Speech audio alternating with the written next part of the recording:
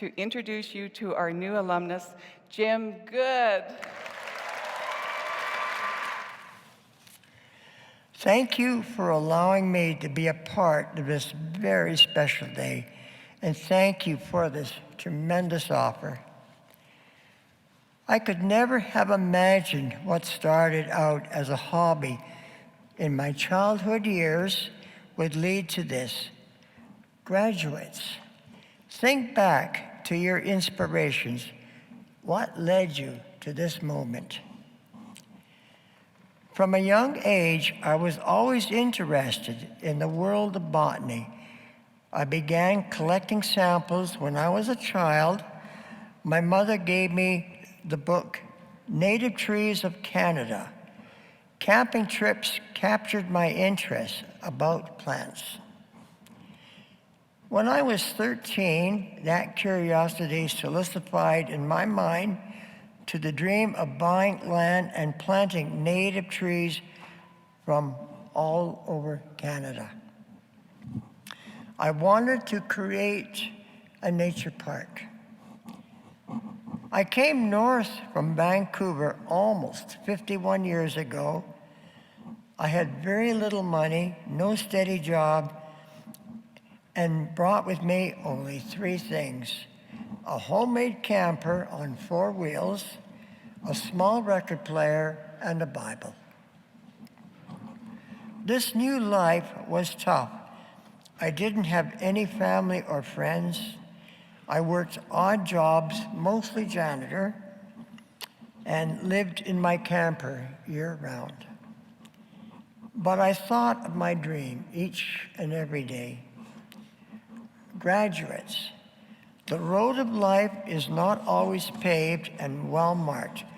Up here, there will be potholes, muddy sections, and maybe some ice, but you will get there. I worked hard as a janitor, lived a clean and positive lifestyle, and was able to save money. Several years later, I earned enough money to buy a piece of wilderness in Salmon Valley. I homesteaded on the land and worked hard, day and night, to build a home. I began to build the trails, displays, and gardens the following year. My dream was slowly taking shape.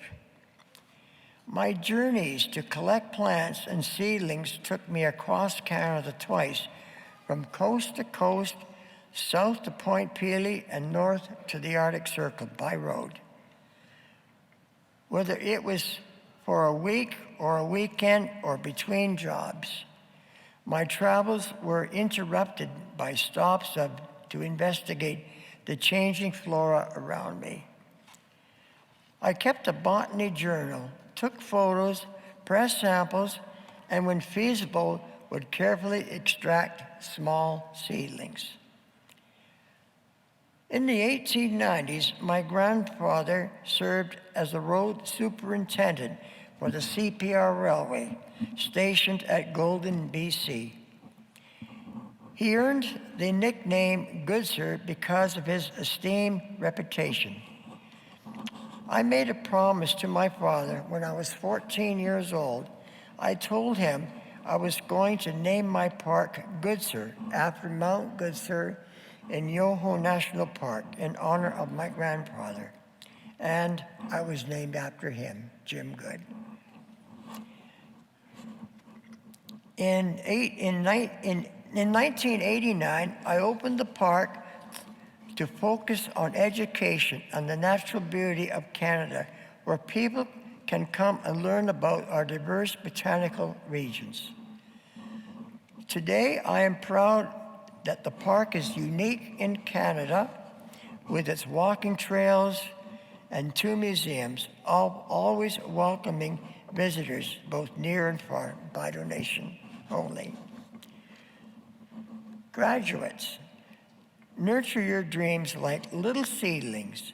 They may be planted in a place that nobody would think would grow and surprise you. 60 years ago, I planted a Gary oak from Vancouver Island. It shouldn't survive here, but it does, and it is the size of a footstool. I share my passion for plants throughout Goodsir's interpretive trails and gardens and the Goodsir Botanical Museum that contains my collection of press samples plus many showcase displays.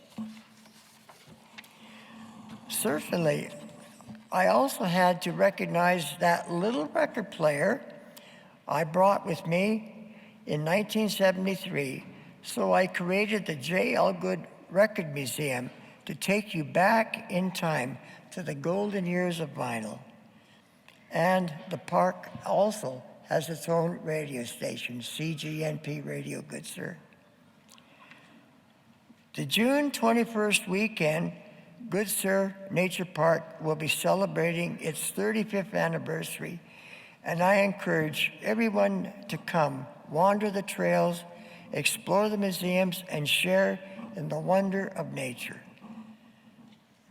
The park embodies my aspiration to continue meaningfully to the community while also aiming to inspire others to pursue their own passions and dreams and goals.